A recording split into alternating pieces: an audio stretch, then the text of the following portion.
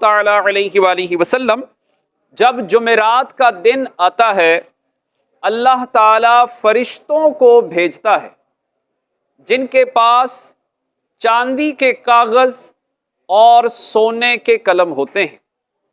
وہ لکھتے ہیں کہ کون یوم جمعرات اور شب جمعہ مجھ پر کثرت سے درود پاک پڑھتا ہے۔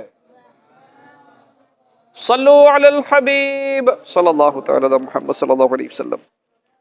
سورہ بقرہ اس کی آیت نمبر 183۔ اللہ رب العزت کا فرمان عالی شان ہے، یا ایہا الذین آمنوا، اے ایمان والو، کتبہ فرض کیے گئے، علیکم الصیام تم پر روزے، کما کتب علی الذین من قبلکم جیسے اگلوں پر فرض ہوئے تھے، لعلکم تتقون کہ کہیں تمہیں پرہیزگاری ملے۔ اس آیت میں روزوں کی فرضیت کا بیان ہے۔ شریعت میں روزہ یہ ہے کہ صبح صادق سے لے کر غروب آفتاب تک روزے کی نیت سے کھانے پینے اور ہم بستری سے بچا جائے۔ اس آیت میں فرمایا گیا جیسے تم سے پہلے لوگوں پر فرض تھے۔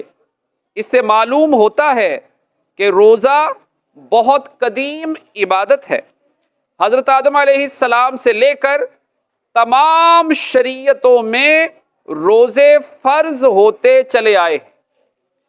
گزشتہ امتوں کے روزے دن اور احکام ہم سے مختلف تھے۔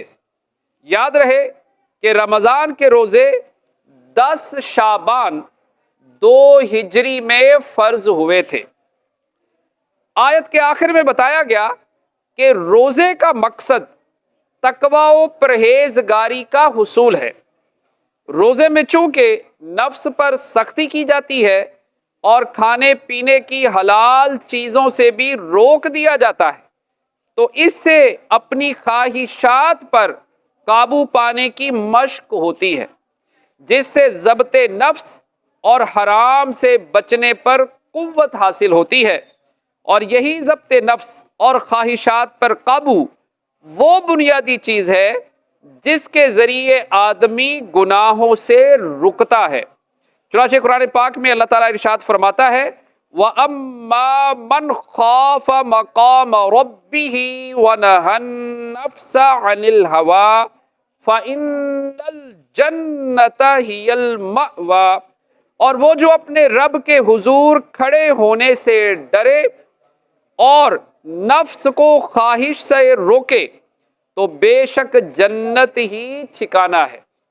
حضرت عبداللہ بن مسعود رضی اللہ تعالیٰ عنہ سے روایت ہے، رسول اللہ صلی اللہ تعالیٰ علیہ وآلہ وسلم نے ارشاد فرمایا، اے جوانوں، تم میں جو کوئی نکاح کی استطاعت رکھتا ہے وہ نکاح کرے، کہ یہ اجنبی عورت کی طرف نظر کرنے سے نگاہ کو روکنے والا ہے اور شرمگاہ کی حفاظت کرنے والا ہے، اور جس میں نکاح کی استطاعت نہیں وہ روزے رکھے، کہ روزہ قاطع شہوت ہے۔